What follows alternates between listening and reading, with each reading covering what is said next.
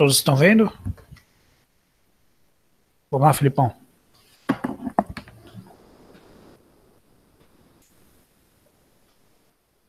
Bom, gente, boa tarde. Meu nome é Felipe. Para quem não me conhece, sou R4 da Intensiva. Vou apresentar para vocês esse artigo que saiu no começo desse ano, que é uma análise secundária do estudo BUG, que é um estudo originalmente de 2013, que foi publicado na Clinical Infectious Disease. Basicamente, a ideia do estudo original era comparar o isolamento de contato empírico para todos os pacientes contra o cuidado habitual na aquisição de germes multiresistentes, né? E aí, como é uma subanálise ou uma análise secundária, eu vou ter que voltar lá no estudo inicial, que foi publicado no JAMA em 2013, para falar dos métodos e tudo, né? Então, foi um combo aí, dois artigos em um Journal Club, né? Então, esse estudo foi realizado em 2011 e 2012, que ele comparou o uso de avental e luva para todos os pacientes internados na UTI contra lavagem de mãos e isolamento de pacientes que tinham germes multiresistentes conhecidos, né? Pela intervenção que não daria para fazer em pacientes individualizados, né? Aí teve que ser uma análise de grupo, em cluster, para conseguir estudar essa intervenção, né? Então, o desenho era uma análise de grupamentos ou clusters, que ele pareava baseado na taxa de aquisição de MRSA e VRE na unidade, e fazia uma randomização eletrônica para ver se os pacientes iam ser, se a unidade ela ia fazer isolamento para todo mundo ou o cuidado habitual, né? E aí os critérios de inclusão seriam UTIs clínicas cirúrgicas ou mistas que pudessem rastrear para MARSA e VRE. Se não pudesse, elas não poderiam ser incluídas no estudo, porque a gente não conseguiria fazer a análise. O desfecho primário avaliado era um desfecho composto, que era a aquisição durante a internação na UTI de MARSA ou VRE, e os desfechos secundários analisados era individualmente cada um desses germes, ou aquisição de MARSA ou de VRE, a infecção associada ao cuidado de saúde, eventos adversos, a frequência de entrada de profissionais de saúde no leito e a adesão da higiene das mãos. Felipão, foi feito o cálculo amostral. Por dados prévios, ele viu que a média de colonização pela MRSA ou VRE, então o desfecho composto que ele vai avaliar, era mais ou menos 30 por 1.000 pacientes dia. Ele estimou que a intervenção de isolamento empírico para todo mundo teria uma redução absoluta de 25% da incidência de colonização, que seria equivalente a 7,5 pacientes, 7,5 por 1.000 pacientes dia. Faltou dia aqui no final. E aí ele viu que para isso ele precisaria de 20 UTIs para ter um poder de 80% e um alfa de 0,05 no estudo.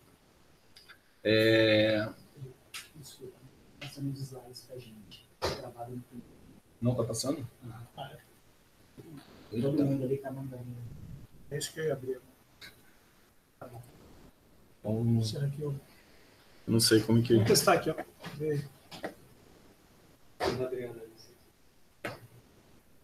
Não estou conseguindo ligar aqui.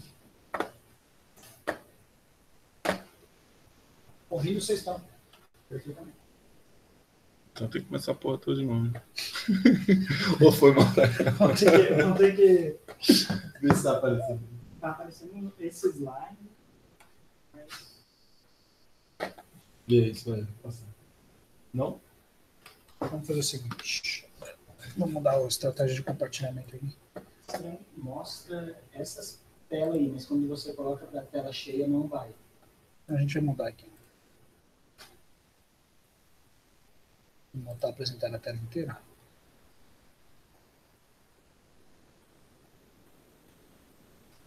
Começar tudo de novo. E aí? Sabe o que vai acontecer? Foi. Deu. Aí depois você vai ter que fazer um corte aí, porque ele andou xingando aqui as pessoas. Foi nada demais. Chegou no nível do Pedro? Não. Não teve gestos. Bom, desculpa aí, gente, vou começar de novo a apresentação, então, que estava travado os slides aí, né?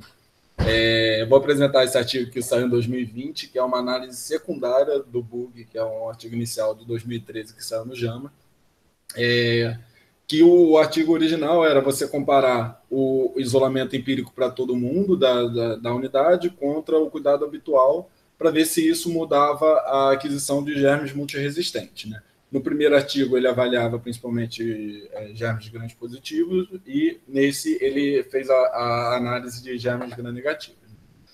Para isso, eu vou ter que voltar no artigo original, que é esse artigo que foi publicado no JAMA em 2013, e era basicamente isso, eram dois grupos. Um grupo que ele fazia o isolamento empírico para todos os pacientes da UTI, e outro grupo que ele rastreava germes multiresistentes, lavagem de mão é o básico, né?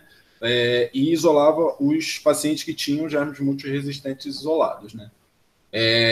Como é uma análise que não daria para você individualizar paciente por paciente, ele fez uma análise em cluster, né? Então, em grupamentos, a UTI era dividida ou para uma intervenção ou para outra, ou para intervenção ou para o grupo controle, né? E aí o desenho, pelo cunho da intervenção, era análise de grupamento em cluster.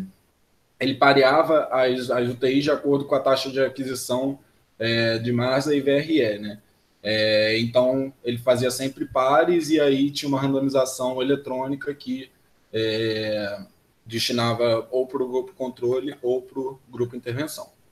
Os critérios de inclusão tinham que ser uma UTI clínica cirúrgica ou mista que tivesse capacidade de fazer rastreamento para massa e VRE.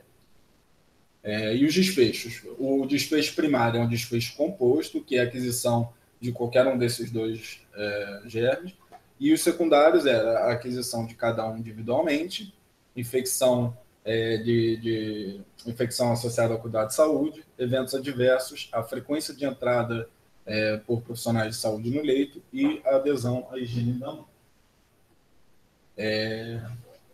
Para o cálculo amostral, ele assumiu por dados prévios que você tinha 30 novas colonizações por 1.000 pacientes dias por qualquer um desses dois germes e estipulou que você teria uma redução absoluta de 25% dessa incidência. Então, valente a 7,5 pacientes por 1.000 pacientes dias.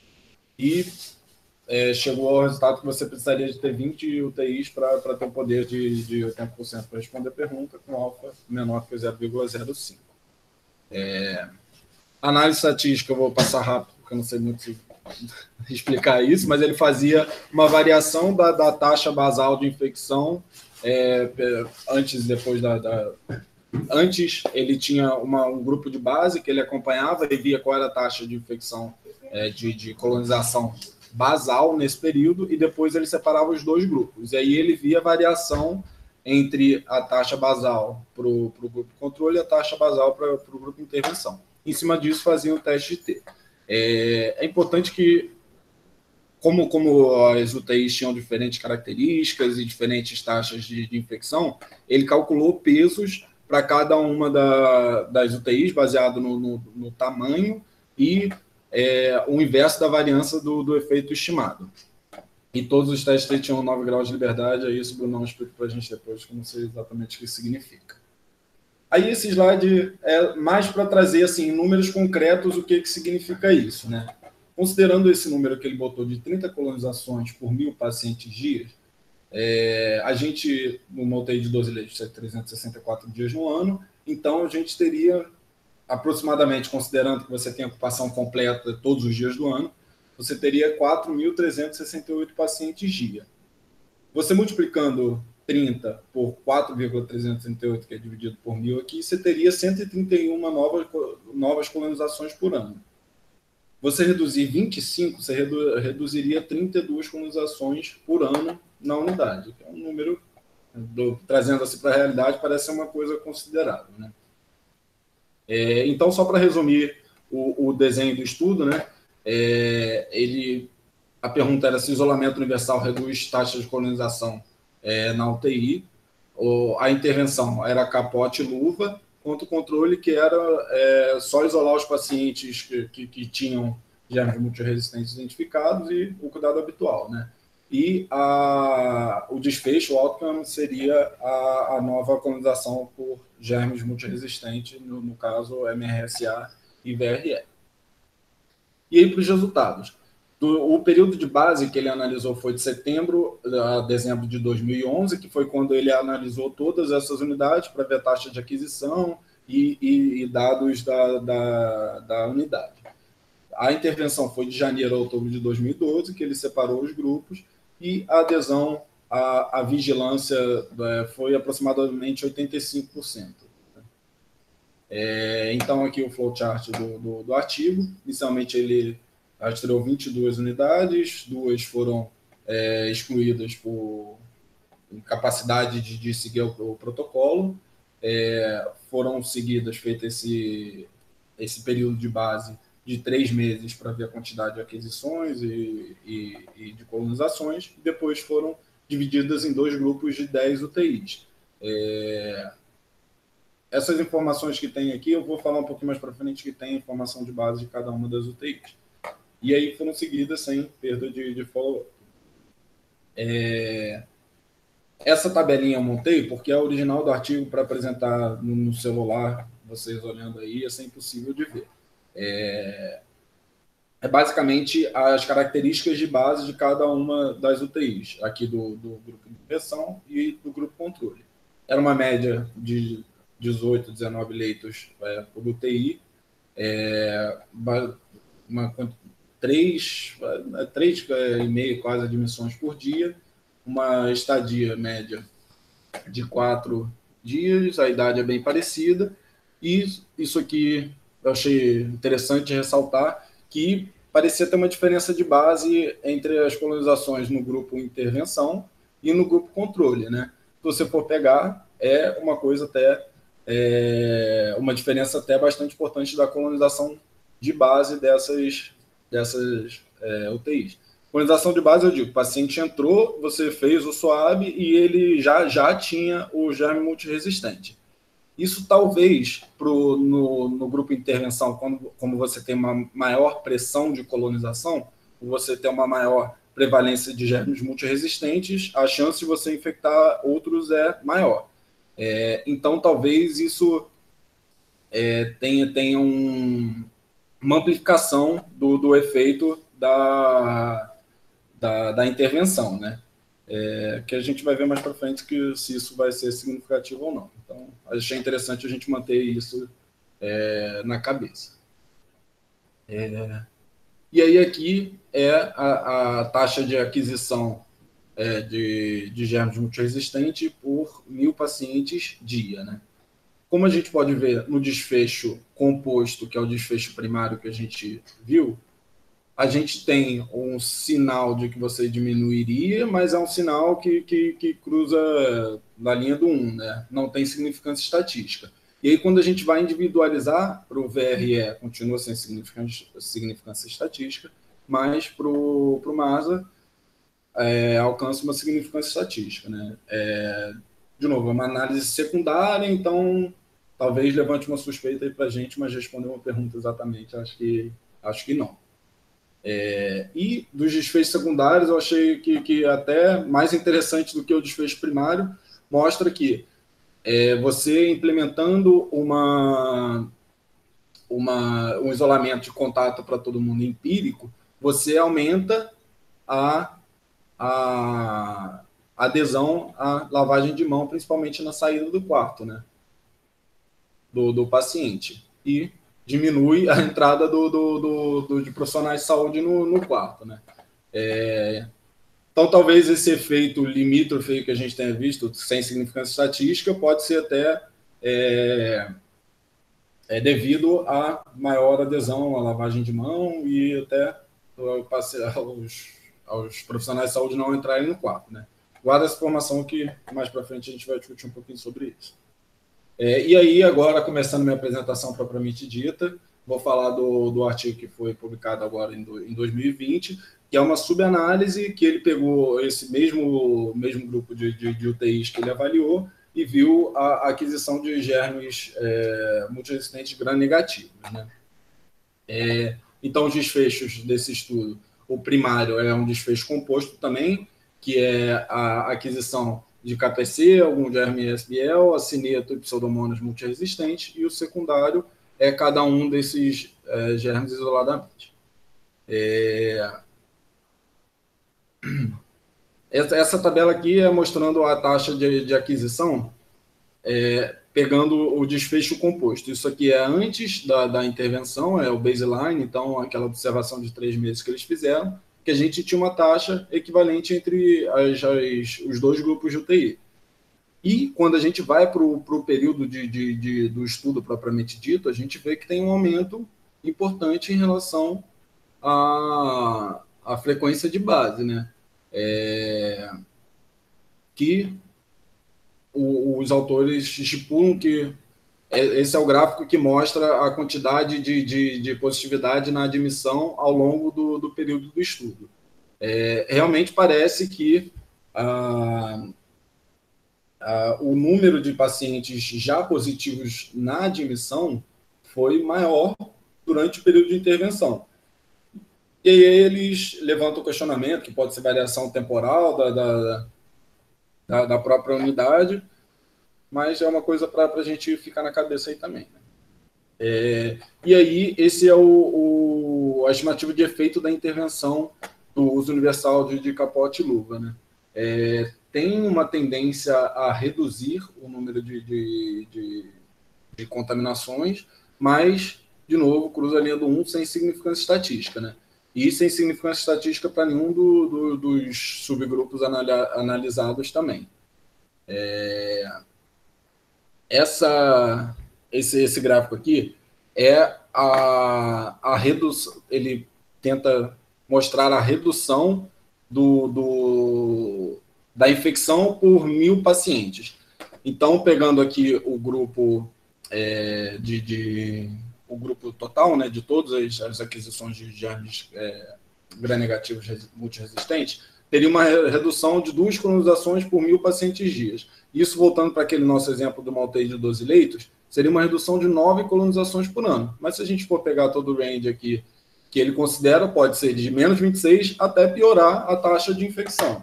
Então, assim, isso é só para a gente conseguir botar em números, mas, de novo, os dados não mostram significância estatística para a gente. Né? Então,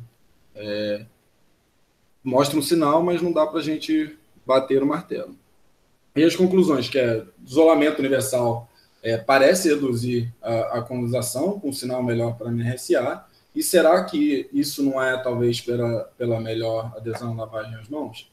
E aí, nesse sentido, dando uma lida no artigo, eu peguei outros artigos que vou falar rapidamente sobre eles, mas que eles podem mostrar, talvez, que seja mais por lavagem de mão. Né? Esse é uma análise temporal interrompida, né, que é a tradução. Que ele pegou um grupo de UTI, na primeira fase, foi só uma fase de pré-intervenção para ele ver como é que era a característica de cada uma das UTIs. A segunda fase, ele fazia treinamento de higienização das mãos e adicionava um banho de clorexidina aos pacientes. E na terceira fase, ele fazia swab de vigilância e isolamento dos carreadores. E o que é interessante aqui isso é cada uma das fases. A primeira fase, quando ele estava começando a implementar, a segunda fase, quando ele estava começando a implementar, e a segunda fase, quando já estava funcionante. Né? A gente vê que, quando ele bota a segunda fase, que é treinar, lavar a mão e banho de clorexidina, teve uma significância estatística na redução de gram-positivos, né? Gram-negativos não teve. E quando ele começou o swab de vigilância para todo mundo, isso não teve tanta significância estatística. Então, talvez seja lavar a mão que seja a chave da questão. Esse outro é um artigo que ele fez um modelo matemático do bug para ver qual era a contribuição de cada uma das intervenções na redução da infecção.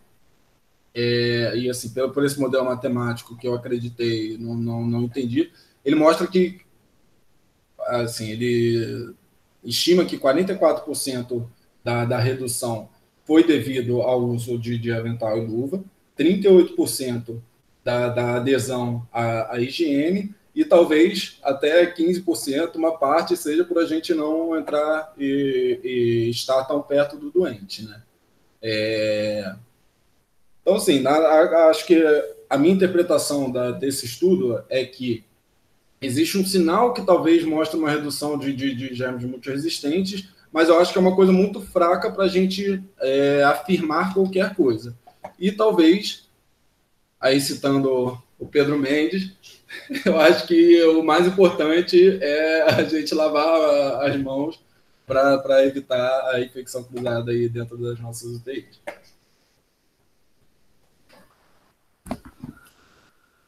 Bom, beleza, Felipe, obrigado pela apresentação. A gente deixou a câmera fechada, né? Deixa eu ativar aqui a câmera.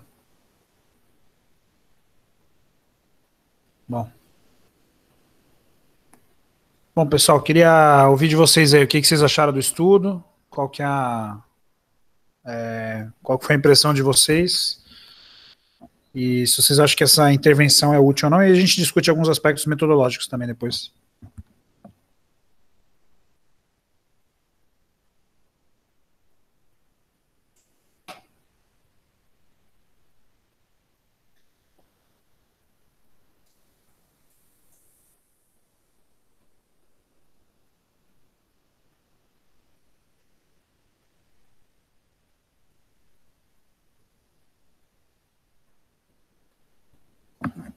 E aí, Matheus? Fala, Felipão. Beleza? E aí? Cara, primeiramente, muito boa apresentação aí, bem esclarecedora. E em segundo lugar, parabéns, meu filho. Aniversário aí. Parabéns, velho. Valeu. Agora, em terceiro, vem a pergunta. Eu não sei se existe, aí é uma pergunta mais metodológica, que talvez até o Brunão possa ajudar. Eu fico pensando que nesses trabalhos em que a gente avalia, tipo, uma intervenção que a gente vai implementar na UTI, que é tipo, tá, vamos colocar o capote, vamos lavar a mão, se tem alguma ferramenta metodológica para a gente calcular esse efeito Hawthorne, né? Tipo, da galera estar no estudo e começar mais a lavar a mão porque ela está sendo estudada. Se tem alguma ferramenta que a gente consegue mensurar isso. Que acho que talvez, às vezes a gente acha que tem alguma magnitude de efeito, mas é mais porque a pessoa está sendo observada, e por isso que ela lava a mão. Se tem como ter alguma ferramenta metodológica para isso, para essa correção. No próprio estudo aí eu acabei não trazendo. Tem um gráfico que ele mostra a adesão à lavagem de mão ao longo do estudo. E mostra que realmente você aumenta a adesão enquanto você está treinando o pessoal, né? Aí, ferramenta metodológica, não sei se... Nos dois braços? Acho que inclui nos dois braços. Não sei se... Boa pergunta, Matheus. Bom, vocês viram aí o estudo Bug, então, original, ele foi para reduzir infecção por gram positivo, que era o problema dos Estados Unidos naquela época, né? Essa subanálise aí de 2020 é porque o gram negativo começou a virar um problema, né? E vocês viram que interessante que mesmo no período do estudo, a aquisição de gram negativo ela foi aumentando ao longo do tempo, né? Isso é bem interessante também de notar. Eu acho que tem sido uma realidade mundial, talvez associado ao nosso foco em dar antibiótico precocemente para suspeitas de infecção em terapia intensiva, né? Bom, assim, em termos de método, Matheus, a gente tem alguns métodos para tentar estudar essa intervenção. Antes de responder sua pergunta, o que eu queria perguntar para vocês, o que vocês acham, qual seria a melhor metodologia para a gente responder essa pergunta que eles fizeram, que era se o uso de avental e luva para todo mundo reduziria a colonização, tá? Então, o desenho que eles escolheram foi o mais adequado, e se existe outro desenho que poderia responder essa pergunta. O que vocês acham?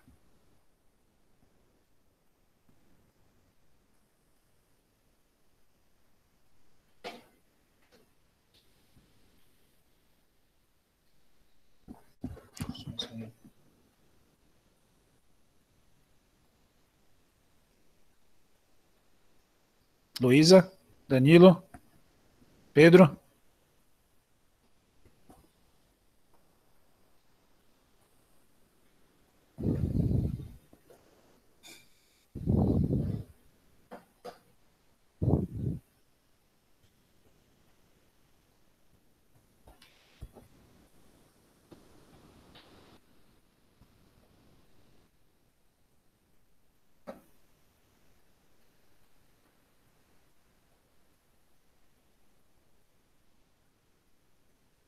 Alguém tá aí, pessoal?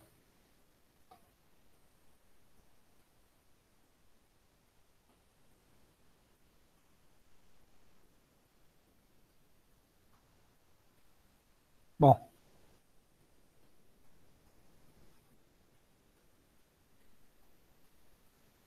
Bom, Matheus, eu vou tentar responder a sua pergunta. Assim, primeiro assim, só voltando para o desenho, né? Aqui, esse estudo, vocês viram que o Felipe mostrou uma série temporal interrompida, que é um desenho que ele é um desenho que a gente chama de quase experimental, porque ele compara o que acontecia antes e o que aconteceu depois de uma intervenção, mas foi realizada uma intervenção, o problema é que essa intervenção não foi randomizada, por isso que a gente chama de quase experimental, né? O problema desses estudos de série temporal interrompida é que ainda existe um viés que existe sempre a tendência de as coisas estarem melhorando, né?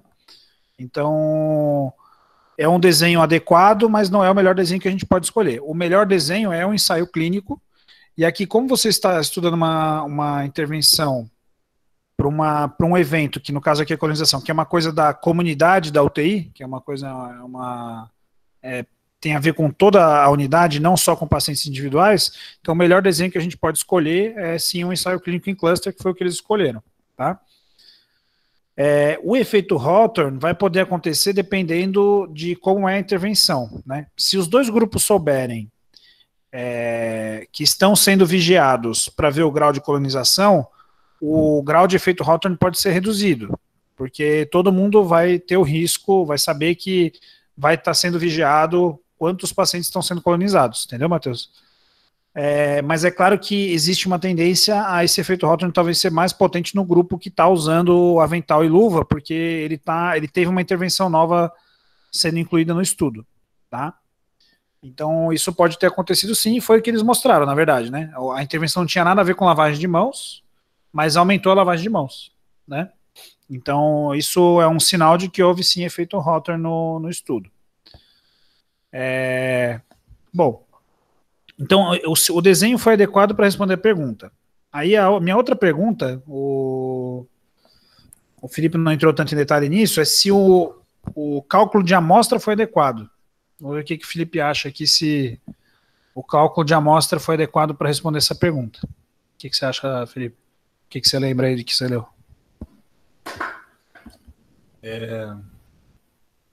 Eu acho só que talvez o efeito estimado de redução tenha sido um efeito muito grande, né? Então, talvez você não tenha tido amostra o suficiente para você ter poder para responder a pergunta. Bom, então o Felipe colocou uma coisa importante aqui, que talvez o efeito seja muito grande, a gente pode discutir isso, mas uma coisa que é importante a gente lembrar de ensaio clínico em cluster é que o ideal é sempre eu ter mais clusters do que pacientes por cluster, tá? Porque aí você consegue aumentar a variabilidade entre os clusters, né? Aqui só tinha 20 clusters, não é muito cluster, geralmente, para um ensaio clínico, tá? Então, o ideal seria ter 40, talvez até um pouco mais. Porque aí você ia ter mais variabilidade intercluster e talvez não tivesse essa diferença no baseline que foi observada aqui entre os clusters, né? Que tinha uma diferença no baseline. E com relação ao cálculo de amostra, aí aqui vai uma outra pergunta também provocadora. Vocês acham que o desfecho, colonização, ele é um desfecho importante para a gente ou ele é um desfecho substituto? É um desfecho clinicamente relevante ou é um desfecho substituto? Vamos ver se alguém responde aí. Matheus, Luísa, Danilo, Pedro, pessoal também, Gabriel, Luciana. Opa, essa é fácil, eu vou contribuir então. Bom, eu acho que é um desfecho substituto, né? é um negócio que vai dar uma ideia ali do cuidado que você está tendo na sua UTI, da higienização das mãos, da questão do tanto de antibiótico que você usa, enfim. Mas a colonização em si acaba não tendo tanta repercussão assim para desfechos mais centrados no paciente.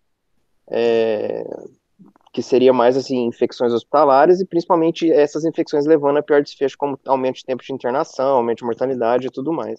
Então me parece um desfecho substituto. Perfeito.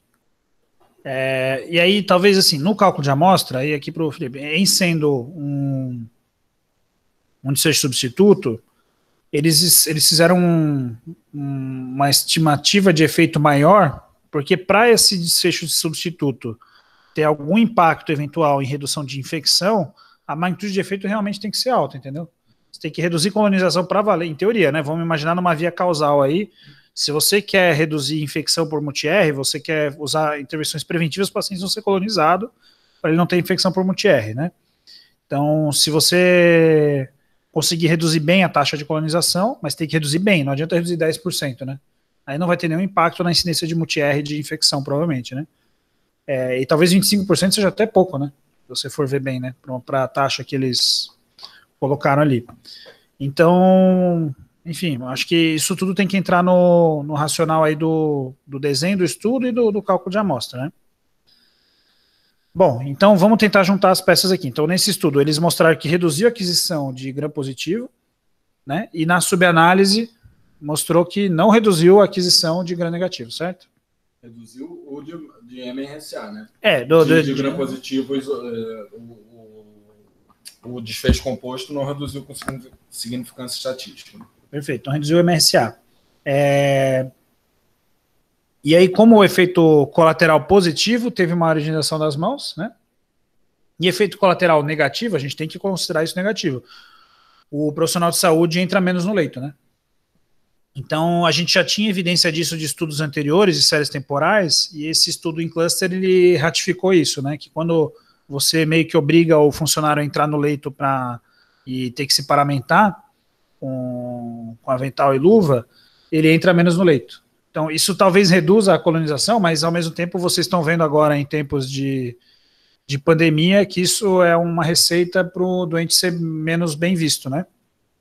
Então, eu acho que isso tem que entrar, toda intervenção tem seu efeito positivo e seu efeito negativo, né? Eu acho que esse é o principal efeito negativo do uso universal de aventais, né? Tá? Bom, e no fringir dos ovos aí, deixa eu só comentar outro termo interessante, né? Qual é a medida de efeito, ou a medida de ocorrência que foi utilizada nesse estudo?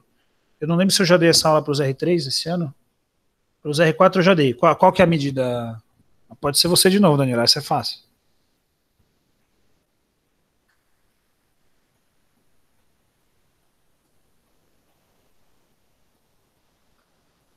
Ô, Bruno, desculpa, cara, acho que eu faltei nessa aula. Vou perguntar para o Felipe aqui, qual que é a medida de ocorrência de frequência que eles utilizaram aqui para analisar? A medida foi variada. Como que você apresentou o resultado? Foi por casos novos por 1.000 pacientes dia, né? Isso. Qual que é essa medida de ocorrência? Essa é uma taxa, certo? Então você divide casos novos, casos incidentes, né? Que no caso aqui era colonizações, dividido por pacientes dia, né? Isso é uma taxa. E vocês viram, o Felipe fez aí uma simulação que aqui a gente tem na UTI nossa, a gente teria em média 4.800, 4.500 pacientes dia em um ano. 4.400 pacientes dia em um ano, né? Então isso é só para ter uma ideia. E aí, qual que seria a medida de efeito para você analisar esse tipo de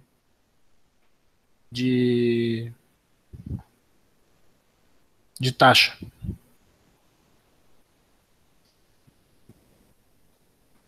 Como que a gente compara taxas entre o grupo controle e intervenção?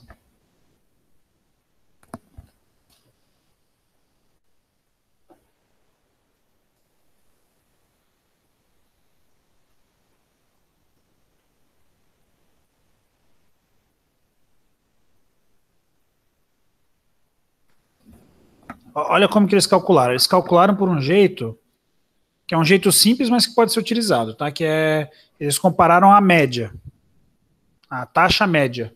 E aí eles fizeram uma diferença entre as taxas, né? Deixa eu só aqui apresentar de novo, para vocês verem.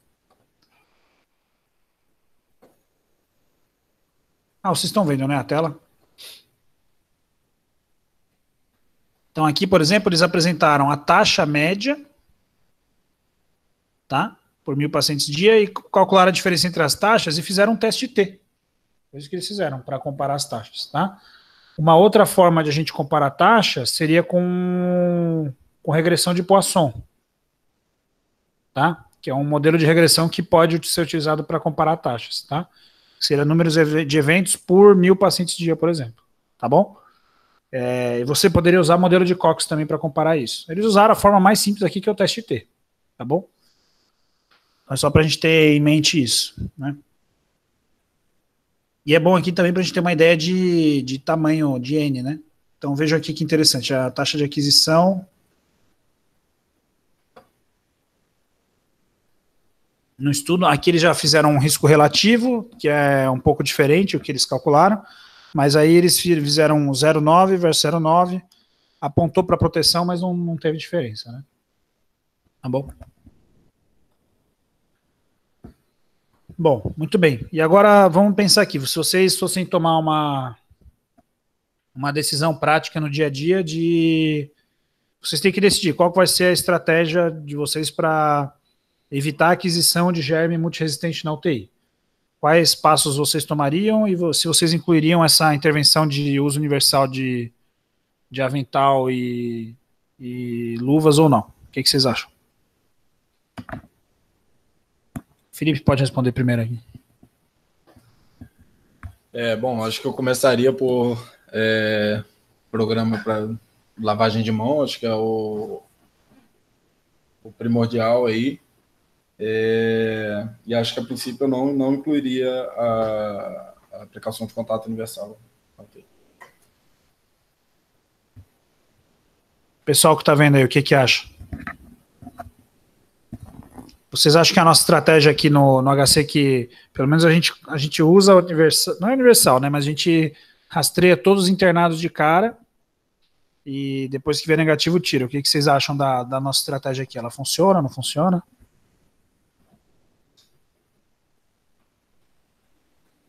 Bruno, não tá me ouvindo.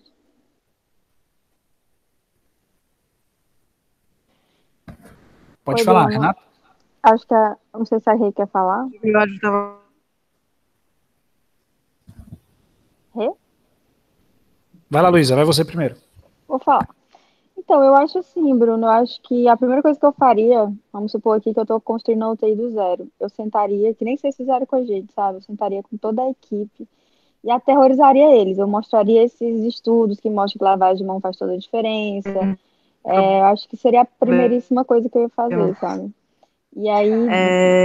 Ixi, a Renata tá falando junto. Que se tem um benefício tão pequeno para gram negativo quando você...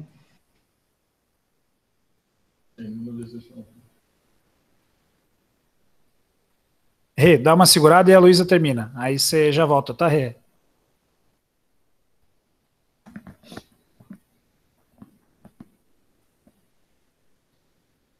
Essas coisas de mulher, né, Bruno? Fica Não, brigando por atenção.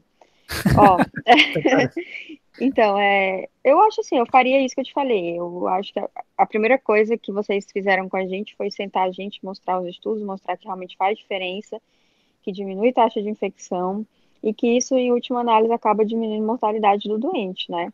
Então, assim, eu acho que era a primeiríssima coisa que eu acho que tem que ser colocada em qualquer unidade. Então, é lavagem de mão, lavagem de mão, lavagem de mão. E se realmente não tem evidência e diminui, talvez, o paciente de ser visto, eu acho que a gente pode realmente, talvez, pensar aí no gram positivo, mas, em geral, para todo mundo, eu acho que não. No contexto do HC, eu super entendo o que é feito aqui, porque nós temos nosso risco nossos pacientes, eles realmente morrem muito de infecção. Então, eu acho justo, e muitas vezes eles não vêm com swabs, os swabs não são, sei lá, a gente não sabe se é confiável e tal. Então, eu acho que na vida real, acho que dá para ficar sem para todo mundo, né? A questão do capote aí, da luva e do avental, mas a lavagem de mão em primeiríssimo lugar. Perfeito. Renato, o que você ia comentar? Não, eu ia comentar algo meio na mesma linha, assim, de não usar universalmente, só usar para paciente que confirmou MRSA. Tá. E o Pedro abriu aí o som? Oi, dá para me ouvir? Sim. Alô? Estamos ouvindo. Acho que talvez só adicionar mais, talvez faça um pouco mais de sentido fazer isso, colocando talvez na frente. Agora falhou, Pedro. Agora? Tô ouvindo. Agora alguém ouve? Talvez faça mais sentido numa unidade que está tendo muita infecção por MRSA, já tem uma colonização maior, está tendo mais infecção por isso, talvez faça algum sentido pensar por esse lado, mas no geral, se não é o caso, acho que não iria por essa linha, não. Tá bom. O Felipe quer falar alguma coisa aqui. Eu acho que pensando no HC, que quando o Bruno tinha perguntado, eu tinha pensado mais no contexto geral. No contexto HC, o único sinal que a gente teve mais positivo foi para MRSA. MRSA a gente nem rastreia e se tem suspeita de infecção, a gente já chuta uma vanco para cima, né? No VRE, que seria o outro que talvez tivesse algum benefício você fazer o isolamento de contato, eu acho que não faz tanta diferença, né? Então, acho que depende muito do perfil da UTI, assim. Se é uma UTI com alta taxa de infecção, alta taxa de colonização já por MRSA, talvez não faça tanto sentido que todos os pacientes já vão estar infectados, colonizados ali, né? Então, acho que depende muito do perfil. Se for uma unidade que não tenha MRSA e recebe muito paciente transferido de outras internações, talvez essa, igual a gente faz aqui no HC, da precaução de contato inicial até sair o SWAB, faça sentido, né? É isso. Bom, é interessante porque a gente tem... Vocês estão todos certos, né? Acho que a intervenção mais básica e a mais difícil de garantir a adesão é a higienização das mãos, né? Isso é sempre um trabalho contínuo de qualquer unidade que se preze, né? De ter essa intervenção preventiva, né? Aí em cima disso a gente pode botar o avental com luva para universal, que é a intervenção do estudo, o avental com luva para os casos isolados, que é o que a gente tem feito aqui no HC. Então, coleta, se veio negativo, tira, se tiver positivo, continua isolado, né? Isso é uma conduta padrão, embora a gente não saiba se seja realmente tão efetivo, mas é a conduta padrão, tem várias séries temporais mostrando algum benefício nisso. Tem uma outra intervenção que é o banho com clorexidina, mas que também o efeito também foi estudado nos Estados Unidos, e o efeito se existe também em gram positivo, tá? Para gram negativo parece que não ajuda tanto, e pode até começar a ter resistência à clorexidina, etc. Tá? Depois eu posso mandar, esse é um estudo do New England, de clorexidina, tá? Também é um estudo em cluster. E aí outras intervenções têm a ver com a estrutura da UTI, que é você ter leito isolado versus leito aberto, etc. A nossa impressão aqui, quando a gente mudou da nossa estrutura, né, a gente tinha uma estrutura de saguão, né, e virou uma estrutura de leitos isolados. Nossa impressão é que, inicialmente, quando a gente não aumentou muito o número de leitos e a relação de enfermeiro era mais ou menos a mesma, a gente não teve nenhuma grande diferença na taxa de infecção / colonização. Quando aumentou o número de leitos sem a gente conseguir aumentar o quantitativo de enfermagem e a gente reduziu a densidade de enfermagem por isso, a gente começou a ter mais colonização e mais infecção, mesmo tendo quarto isolado. E o quarto isolado ele é uma barreira física que é interessante em termos de infecção, mas ao mesmo tempo ela demanda mais trabalho da equipe de enfermagem, né? Porque a vigilância é mais difícil, enfim, existe esse efeito colateral de uma vigilância reduzida e de acontecer mais eventos com os pacientes, né? Então, embora seja uma coisa que todo mundo acha que seja boa, para isso a gente precisa ter uma densidade de equipe adequada para se é que isso funciona, né? Isso também não é bem demonstrado em literatura, tá? Bom, então no frigir dos ovos, acho que o uso universal pra gente aqui não cabe, né? A gente deixar todo mundo isolado o tempo inteiro, tá? E tem outra coisa importante aqui que eu não botei na equação, que é o custo disso, tá, gente? Vocês vejam agora em tempos de pandemia, né? Que a gente está usando avental para todo mundo, é difícil ter avental para todo mundo, né? Para todo paciente que está em terapia intensiva, para toda vez que você for entrar no leito, tem um avental.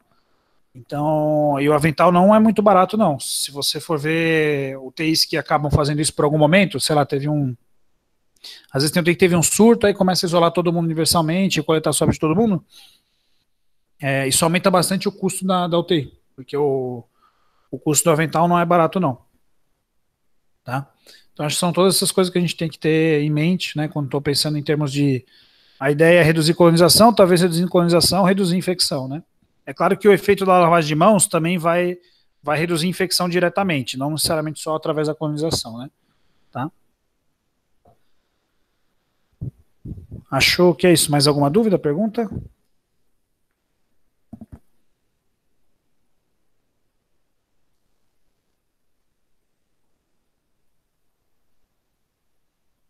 Não, Felipe, alguma coisa? Não. Bom, acho que é isso então, pessoal. Brunão, desculpa, cara. Pode falar, Matheus, fala aí. Pô, vou fazer mais uma pergunta só, porque é uma dúvida que eu tenho de uns artigos que eu acho que eu li, era mais para tirar essa dúvida mesmo. Lembro que lembro que tinha um do Lancet, não sei se você vai lembrar também, Brunão, que era um de descontaminação seletiva dos pacientes, que eles faziam aquela tobramicina, cefotaxima, para paciente que eles, realmente, para pacientes selecionados, alguns deles, tipo, é um estudo pequeno, que é do Lancet, mas ele até, tipo, redução de mortalidade, sabe, desses pacientes que fizeram essa descontaminação seletiva de certos pacientes. Eu não sei o que você acha disso para pacientes específicos. E a minha segunda pergunta é, esses estudos em cluster, tipo, quando o cara faz estudo em cluster, o objetivo principal dele é o quê? Tipo, é homogeneizar a intervenção para ficar todas as intervenções iguais, tipo, nos hospitais? É mais por isso, é uma pergunta meio idiota, mas é que às vezes eu fico com essa dúvida. Tá, então vamos lá, vou começar pela última, que acho que é um pouco mais fácil de responder. O estudo em cluster, qual que é a ideia? Se você fizesse uma randomização individual aqui, então você pega uma UTI, um paciente cai num braço, um cai no outro. Existe um risco grande de contaminação entre os grupos, tanto em termos da intervenção que vai ser realizada, quanto do desfecho, que é a colonização? O que você acha, Matheus?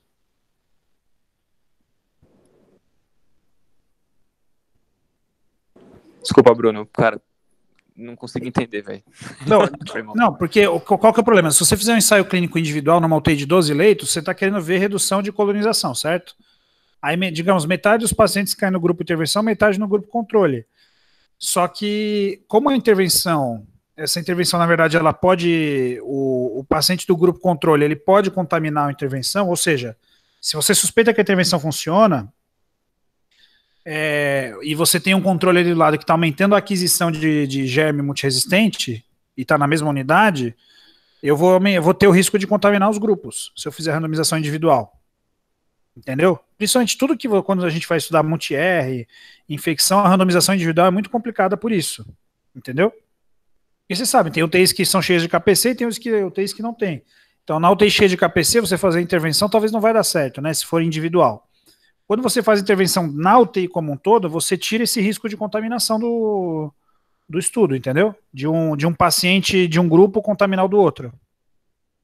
Contaminar os dados, né? Não contaminar o... Isso, mas, cara, contaminar o dado e também contaminar o outro, né? Você entendeu, Matheus? Não, agora entendi, Bruno, entendi. Tipo, o efeito de você tentar fazer uma intervenção dentro de uma UTI, a sua intervenção, como o grupo controle, pode se contaminar. É isso que você quer dizer, né? Então, isso, tudo em cluster é você fazer por lugares, então. Tipo, isso, UTI, o ideal é sempre randomização individual. Mas tem algumas situações que a randomização individual não vai ser adequada por esse risco de contaminação. Aí você vai ter um resultado neutro porque um grupo se contaminou com outro, entendeu? Seja porque começou a fazer intervenção no grupo controle, sem querer, entendeu? Seja porque a intervenção proposta, o grupo controle vai diluir a magnitude de efeito do grupo intervenção, entendeu? Isso é muito comum nesse tipo de estudo que pesquisa colonização e infecção hospitalar, né?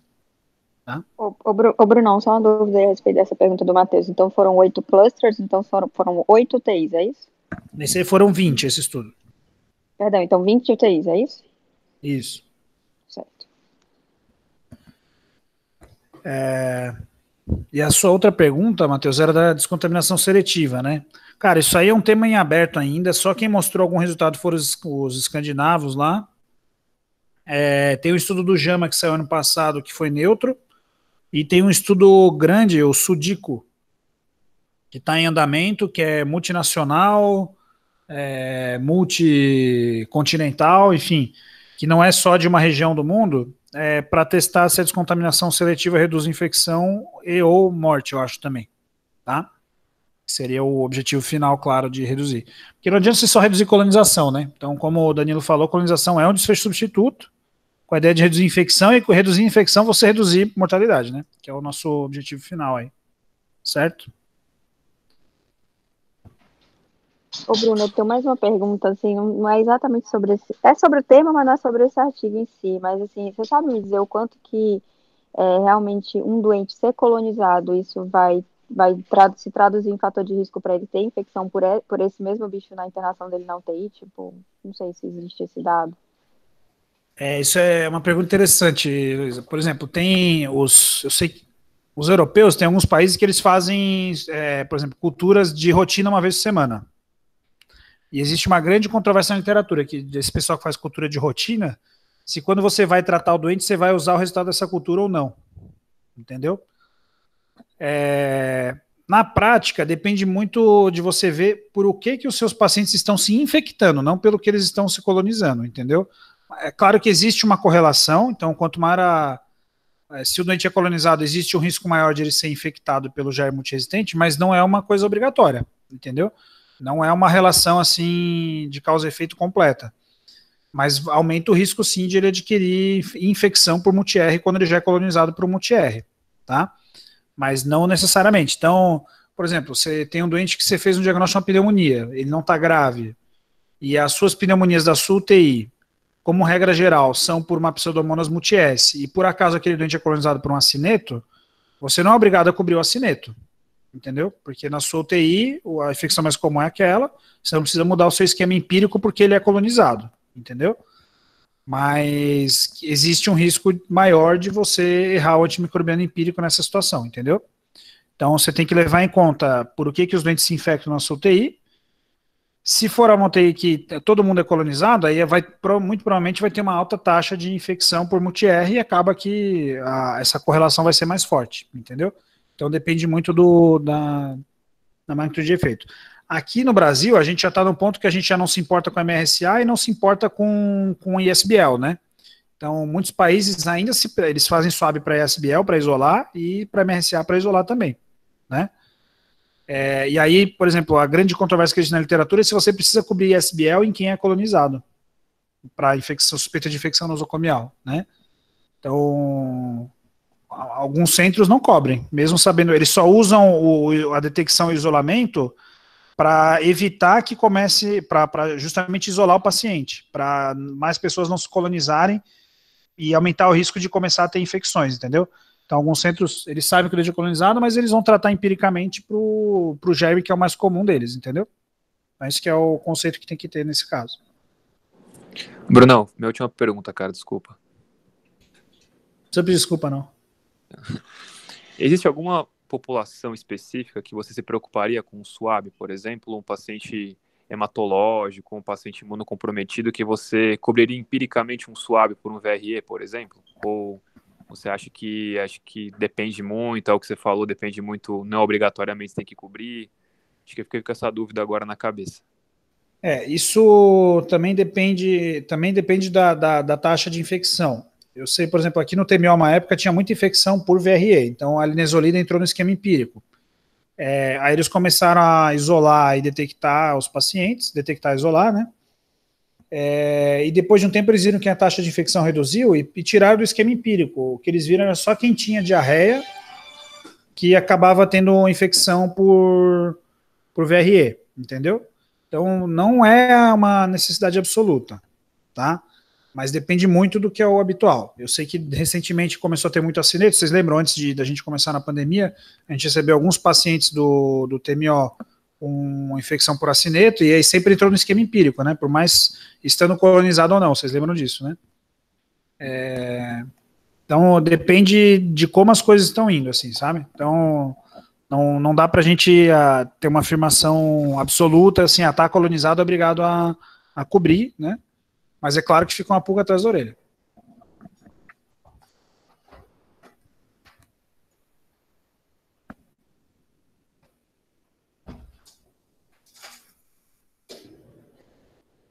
Alguma dúvida mais aí, não?